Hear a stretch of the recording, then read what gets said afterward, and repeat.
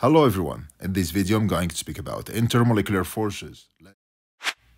As you can see here, we have ammonia molecules and we have two arrows that are pointing toward the two main forces between or within any matter.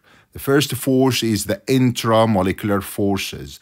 The second force is the intermolecular forces. What's the difference between them? Intramolecular force is the force within a molecule between the atoms. So as you can see here, we have a molecule in H3, and the force between nitrogen and hydrogen is considered to be intramolecular forces, while the force between this ammonia molecule and the other ammonia molecule is called intermolecular force. So it is the force between molecules.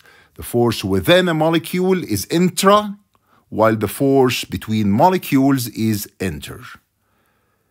We have three examples for intramolecular forces, or three types. We have ionic, covalent, and metallic. For intermolecular forces, we have van der Waals forces and hydrogen bonds. For van der Waals forces, we have dipole-dipole interactions and London dispersion force. What's the main difference between them? Very simple. Dipole-dipole interactions are existing between polar molecules. Polar molecules. We all know the difference between polar and non-polar molecules from the previous lessons. So the force exists between polar molecules is called dipole-dipole interactions.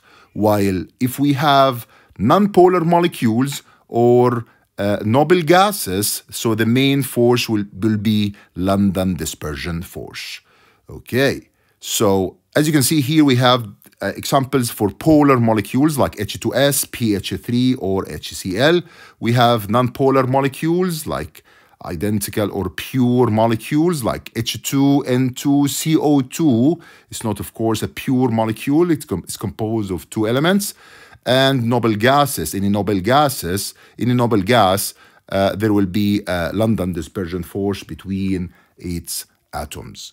Okay. If we are about to name the forces between polar molecules, so what should we call these forces? The forces, of course, between molecules is intermolecular forces or van der Waals forces. But to be more specific, you have to name the main force that exists between polar molecules in case you are given polar molecules. So here we have to say dipole-dipole interactions, and of course London. Why? Because London exists between all molecules, While if you have non-polar molecules or noble gases, so the only intermolecular force that exists here is only London dispersion force.